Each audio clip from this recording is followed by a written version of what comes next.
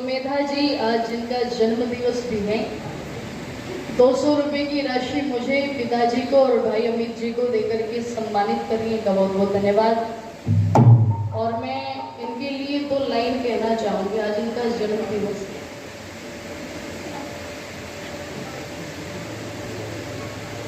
देखिए, इनका पहली बार जिस दिन मैं यहाँ पर आई, एक दिन पहले ही आई थी, और जो इनका बैठने का स्टाइल, ओहो कितना गंभीर व्यक्तित्व।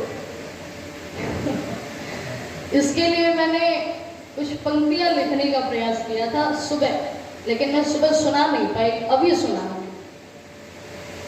आसमां की बुलंदियों पर नाम हो आपका, के आसमां की बुलंदियों पर नाम हो आपका, चांद की धरती पर मुकाम हो आपका।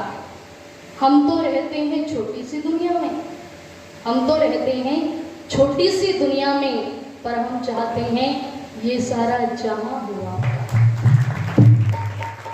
आपको बहुत बहुत सारी शुभकामनाएं जन्म दिवस के लिए। और 500 रुपए की राशि उन्हें देकर के मुझे प्रोत्साहित कर रही हैं, सम्मानित कर रही हैं, इनका बहुत बहुत धन्यवाद। लगता है पूरी गड्डी लेके उठा के लेके आए हो साथ में। कोई भी ऐसी सभा नहीं है जिसमें इन्होंने हमारा सम्मान न किया हो, और हर एक सभा में 2-2, 3-3 बार सम्मान कर देती हैं। आपका बहुत बहुत धन्यवाद। मंच पर उपस्थित अपनी सभा के अध्यक्ष महोदय जी, आर्य जगत के बहुत उच्च कोटि के विद्वान, बड़ी ही सरलता और सौम्यता की प्रतिमूर्ति, जिनसे मैंने बहुत कुछ सीखा है, वर्तमान में भी सीख रही हूँ, भविष्य में भी सीखती रहूंगी। ऐसे आर्य जगत के महोपदेशक पंडित रामनिवास आर्य जी, मुझसे पूर्व जिनका बहुत सुंदर उद्बोधन आप लोगों ने सुना, श्रद्धेय भ्राता सौमित्र अंगिरस जी, मंच पर उपस्थित नागौरी गेट से बांडाहेड़ी आर्य समाज से जितने भी पदाधिकारी उपस्थित हैं, मैं सभी का सामूहिक रूप से बहुत बहुत धन्यवाद और स्वागत ज्ञापित करती हूँ। आप सभी का सामूहिक रूप से बहुत बहुत स्वागत।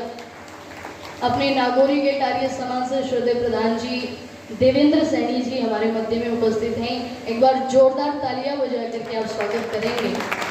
अपनी सभा के अध्यक्ष महोदय और आदरणीय श्रद्धेय दादा हरि सिंह, ये हर एक सभा में मेरा सम्मान करते रहते हैं। पुनः 100 रुपए की राशि देकर के मुझे प्रोत्साहित करने का बहुत बहुत धन्यवाद। मेरे जीवन की प्रेरणा स्रोत जो एक परछाई की तरह से मेरे साथ में रहते हैं, श्रद्धेय मेरे पिता जगदीश जी, ढोलक पर बहुत सुंदर संगति करे आदरणीय श्रद्धेय भाई अमित जी, मंच पर उपस्थित समस्त विद्वजन, चूंकि मैं सभी के नाम से परिचित नहीं हूँ, अपनी आर्य समाज के यशस्वी प्रधान जी, मंत्री जी, कोषाध्यक्ष जी, अन्य समस्त पदाधिकारी वृंद, सामने उपस्थित सभी धर्मनिष्ठ सज्जनों, पूजा और वंदना की योग्य पवित्र मातृशक्ति। आइए, आज का दिन बड़ा विशेष है हमारे लिए, और विशेष भी 2 कारणों से है कि एक तो हमारी सुमेधा जी का जन्म दिवस है इसलिए, और दूसरा आज शहीदी दिवस है इसलिए। आइए, थोड़ी सी देर के लिए कुछ चर्चा मैं आप लोगों के साथ में साझा करूंगी, इसी आशा और विश्वास के साथ में कि आप लोग बड़े ध्यान से और श्रद्धा से सुनेंगे, कि आप लोग सुनते। सज्जनों, हम भगत सिंह को क्या मानते हैं? हम मानते हैं कि भगत सिंह सिख जाट थे। सब यही मानते हैं ना कि भगत सिंह सिख जाट थे। लेकिन उनकी भतीजी महेंद्र सिंधु ने एक पत्र में लिखा, और वो पत्र मेरे पास घर पे अब भी रखा हुआ है, अगर किसी को प्रमाण चाहिए तो। उन्होंने पत्र में लिखा कि हम सिख जाट नहीं हैं, हम सिख जाट नहीं है, हम तो प्योर हिंदू हैं, प्योर आर्य हैं। वो तो बाद में सिखों ने श्रेय लेने के लिए भगत सिंह को सिख जाट कहा। और इसका प्रमाण एक और मैं आपको दे सकती हूँ। सिखों के यहाँ पर यज्ञोपवीत संस्कार नहीं होता, लेकिन दादा अर्जुन सिंह का, भगत सिंह का, उनके भाई जगत सिंह का यज्ञोपवीत संस्कार हुआ। और दादा अर्जुन सिंह का तो यज्ञोपवीत संस्कार महर्षि दयानंद सरस्वती ने कराया, और भगत सिंह का यज्ञोपवीत संस्कार, देखिएगा कितनी विचित्र बात। पंडित लोकनाथ तर्क वाचस्पति, जिन्होंने यज्ञ प्रार्थना लिखी कि हम प्रतिदिन गाते रहते हैं ये जो प्रार्थना, वो एक दिन लाहौर में बच्चों वाली आर्य समाज में उनका उद्बोधन होना था। तो वो उस आर्य समाज में गए और 1 घंटे तक उन्होंने उद्बोधन दिया और उसके बाद उन्होंने कहीं जाना था, लेकिन जैसे ही वो विदा होकर के पदाधिकारियों से विदाई लेकर के जैसे ही गेट तक पहुंचे तो वो लिखते हैं कि एक 16 साल का नौजवान, बिल्कुल चमचमाती हुई जवानी जिसकी, 6.5 फुट लंबा कद जिसका, बड़ा हट्टा कट्टा नौजवान, कहते हैं कि मेरे पास आया और आकर के अनायास उसने मेरे पैरों को छुआ और पैर छू करके मुझे नमस्ते किया और कहा, पंडित जी नमस्ते। अब पंडित लोकनाथ तर्क वाचस्पति उस नौजवान से पूछते हैं कि आपका परिचय? तो वो नौजवान कहता है कि पंडित जी मेरा नाम भगत सिंह है, मेरा नाम भगत सिंह है और आपके बारे में मैंने अपने परिवार से बहुत सुना है और मैं आपसे एक आग्रह करता हूं कि मेरा यज्ञोपवीत संस्कार आपके हाथ। देखिए कितनी बड़ी विचित्र बात है, कोई सामने से नौजवान खुद कह रहा है कि मैं चाहता हूं कि मेरा यज्ञोपवीत संस्कार आपके हाथों। और लिखते हैं पंडित लोकनाथ तर्क वाचस्पति जी कि मुझे उस समय कहीं जाना था, लेकिन मैं चाहते हुए भी उस नौजवान को मना नहीं कर पाया और उस प्रोग्राम को कैंसिल करके वो भगत सिंह के घर गए और भगत सिंह के घर जाकर के भगत सिंह का और उनके भाई जगत सिंह का यज्ञोपवीत संस्कार पंडित लोकनाथ तर्क वाचस्पति जी ने किया। और मैं निवेदन कर दूं आप लोगों के मध्य में, दादा अर्जुन सिंह ने जब यज्ञोपवीत संस्कार अपना कराया तो उन्होंने एक प्रतिज्ञा ली थी कि मैं अपने दोनों पोतों को राष्ट्र के लिए समर्पित करता हूँ, राष्ट्र के लिए समर्पित करता हूँ।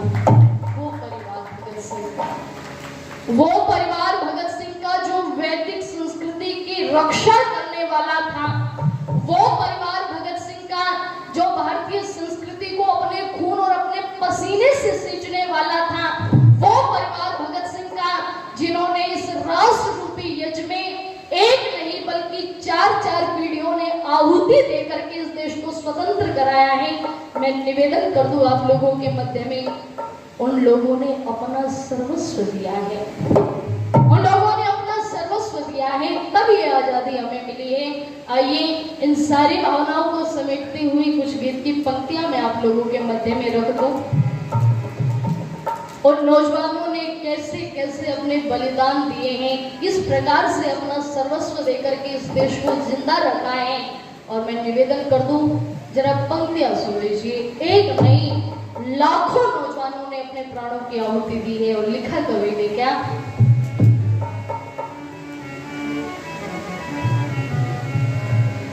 कि मेरे देश के जवान हो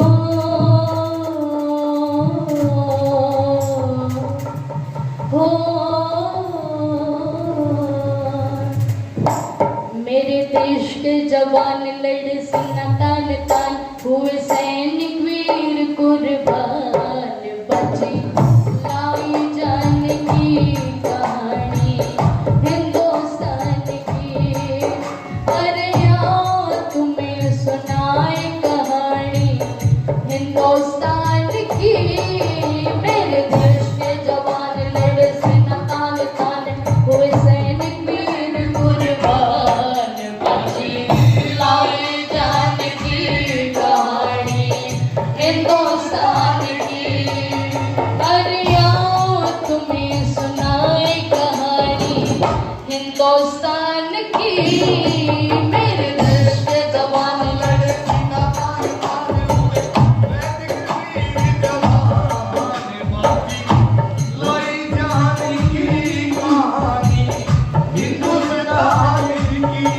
और सबसे पहले आ जाइए उस महारानी पर, कौन थी? महारानी लक्ष्मीबाई, नाम अन्यथा धड़का। महारानी लक्ष्मीबाई, नाम अन्यथा धड़का।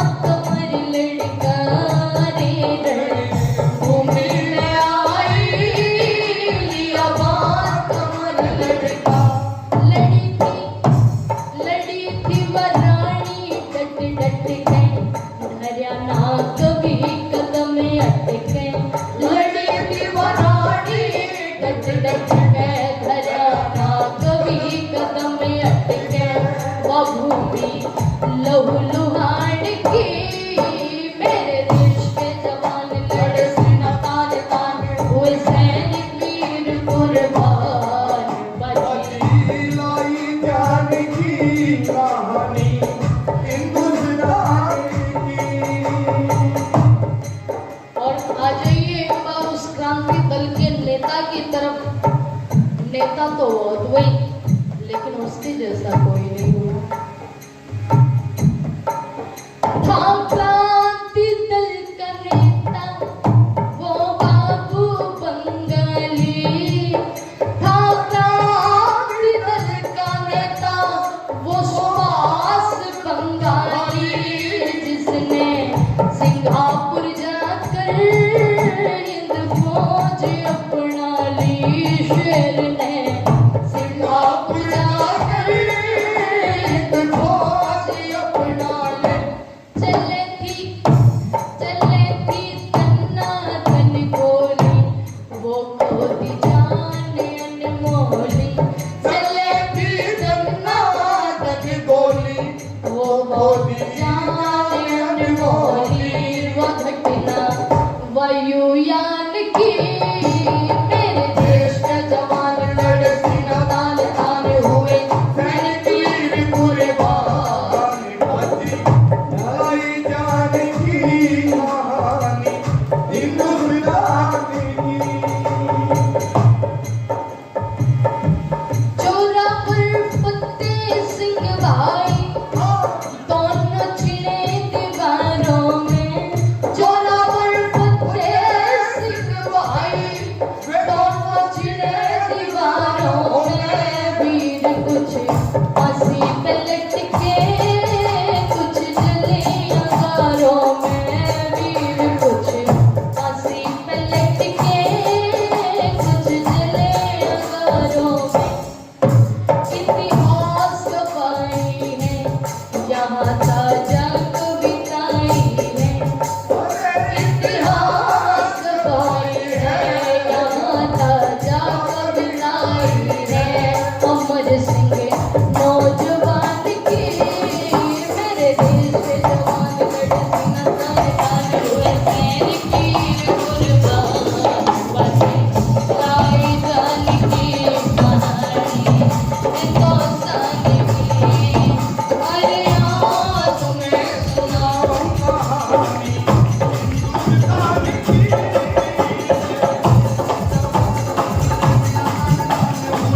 सैनिक वीर कुर्बान बाजी, लाई जाने की कहानी हिंदुस्तान की। लाजपत राय भगत शेखर ने खेल खून से होली। लाजपत राय भगत शेखर ने खेल खून से होली। अरे उन्हें बहादुर वीरों की हो गई अमर टोली। अरे उन्हें बहादुर वीरों की हो गई अमर टोली। हर बार सब छोड़ा नाता कुटुंब से तोड़ा। ओ घर बार सब छोड़ा नाता कुटुंब से तोड़ा।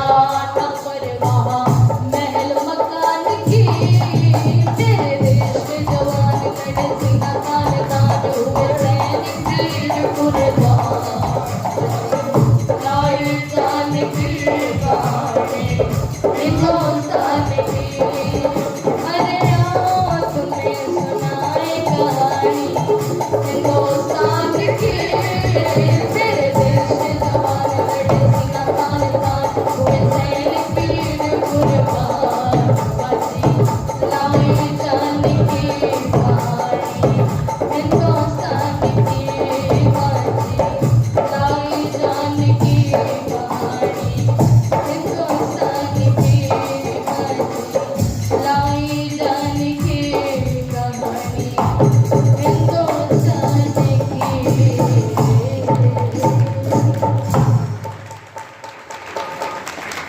श्रद्धेय दादा हरि सिंह जी पुणे 100 रुपए की राशि देकर के मुझे उत्साहवर्धन करें। बहुत बहुत धन्यवाद। श्रद्धेय दादा महावीर सिंह जी बहुत समय के बाद मिलना हुआ। ये 500 रुपए की राशि देकर के मुझे प्रोत्साहित करें। बहुत बहुत धन्यवाद। आदरणीय श्रद्धेय मान सिंह आर्य छानी बड़ी से हमारे मध्य में है, 100 रुपए की राशि दे रहे। बहुत बहुत धन्यवाद। बलजीत सिंह आर्य जी ये भी 100 रुपए की राशि देकर के मेरा उत्साहवर्धन करें। बहुत बहुत धन्यवाद।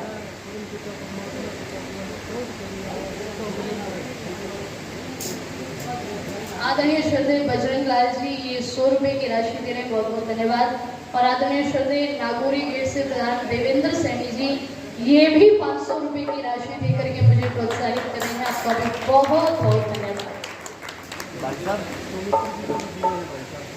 अच्छा, आदरणीय श्रद्धेय देवेंद्र सैनी जी ने, प्रधान जी ने सौमित्र अंगिरस जी को भी राशि दे करके 500 रुपये की सम्मानित किया है, आपका पुनः बहुत बहुत धन्यवाद। आइए बस एक संस्मरण मैं आप लोगों को सुना दूं।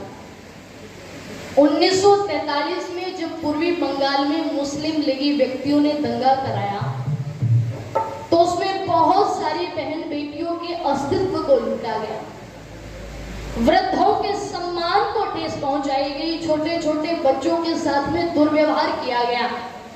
उस समय आर्य विरदल के अध्यक्ष थे ओम प्रकाश त्यागी जी। जरा जुड़ने का प्रयास कीजिएगा घटना से।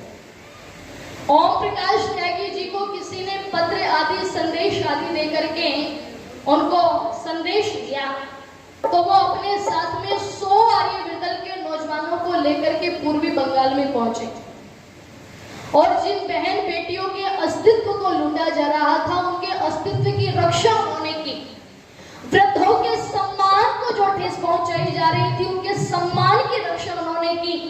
और जब वो विजयी होकर के कोलकाता कर्मा वाली स्ट्रीट आर्य समाज में पहुंचे तो आर्य समाज के पदाधिकारियों ने फूल मालाओं के साथ में ओम प्रकाश त्यागी जी का स्वागत किया। धन्यवाद।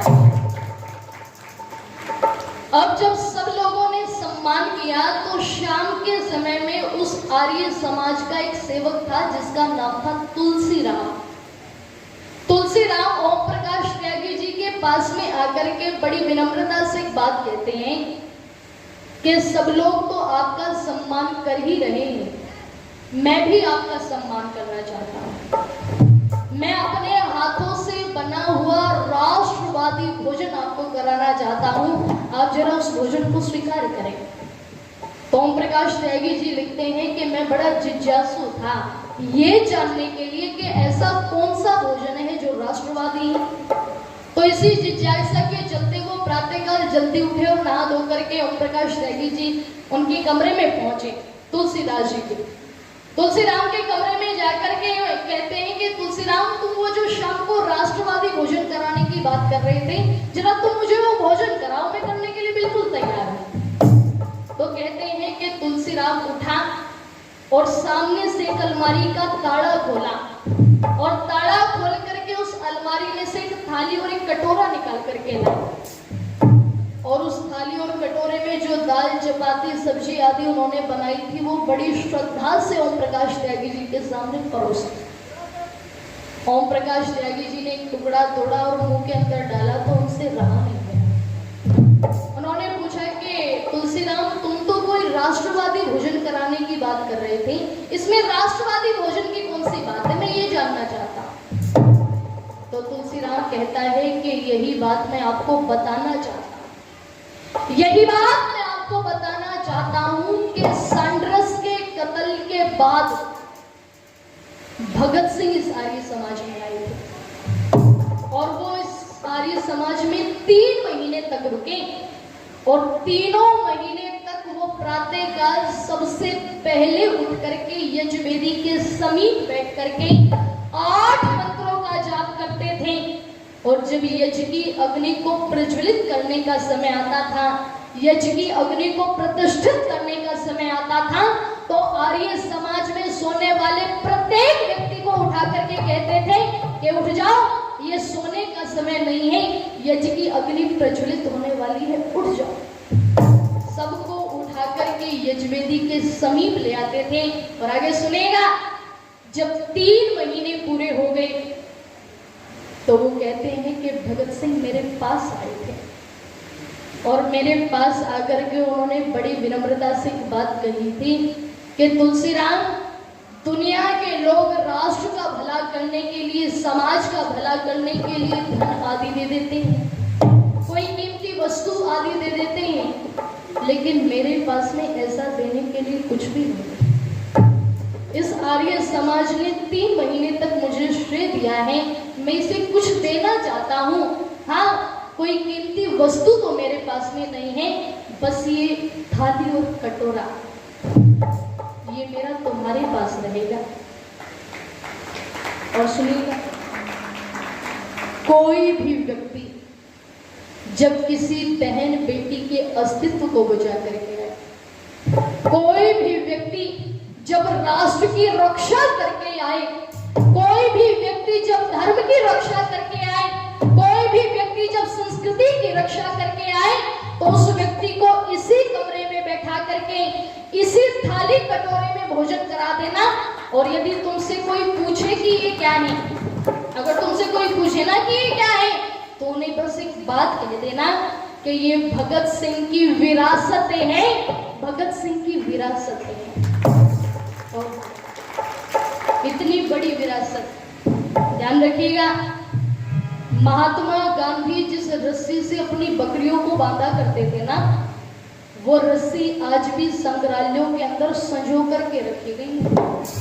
लेकिन मैं पूछना चाहती हूँ, जरा वो रस्सियां भी हमें दिखा दो जिससे भगत सिंह जैसा नौजवान फांसी झूल गया था। जरा वो रस्सियां भी हमें दिखा दो जिससे राजगुरु सुखदेव जैसे नौजवान फांसी झूल गए थे। जरा वो रस्सियां भी हमें दिखा दो जिससे राम प्रसाद बिस्मिल जैसा नौजवान फांसी झूल गया था।